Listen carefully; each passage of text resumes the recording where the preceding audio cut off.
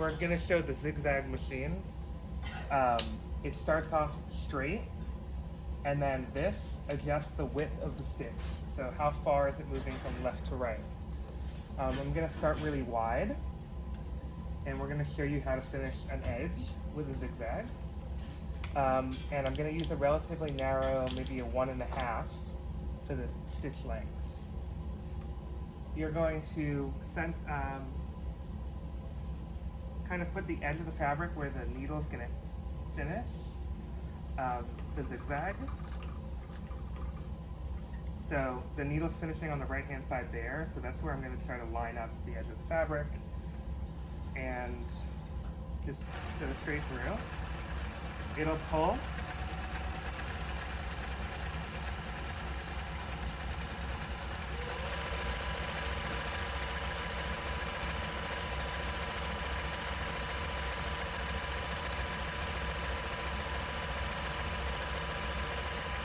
So this is what it should look like. What you can see is it's skipping a couple stitches. I'll try to fix that. But if you go to a narrower zigzag, it won't skip these stitches. When we're going more narrow, well, first, when you adjust the stitch length and make it longer, it'll just make the zigzag more of like a Z. The wide stitch with the long stitch length is going to be more of a Z.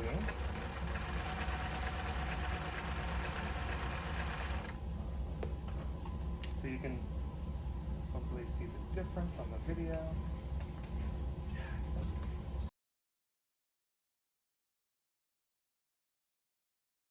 You're going to make the stitch width narrower by allowing this to fall back towards straight.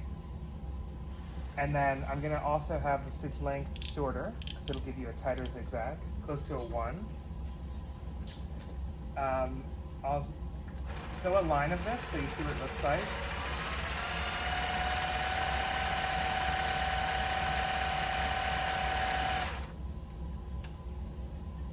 So this can be used to like tack down your webbing if you're doing a tote bag or something like that. And then I'm going to go even more narrow to do a buttonhole. And you're basically just going to do a rectangle. So sew the length of the button.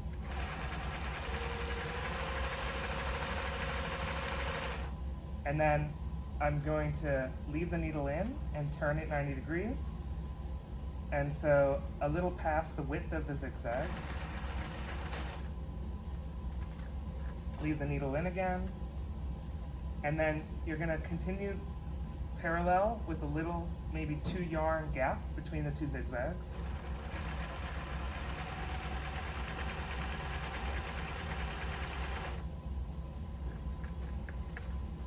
And then leaving the needle in, you're going to complete the rectangle. You can back stitch as well. Something to notice about the back stitch is that it's going to go twice as far backwards on the zigzag. So I'll show you what it looks like.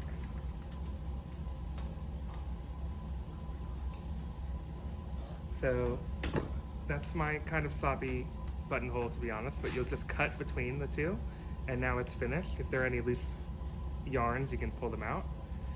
And then that's what the zigzag looks like going forwards, and it's twice as far going backwards. So just know that your back stitch is not going to look the same as your forward stitch on the zigzag. Let's cut the buttonhole. So now you can see the buttonhole is cut, and you could like take these yarns out if they bothered you, or just use a thread that matches, but now it's very strong and secure.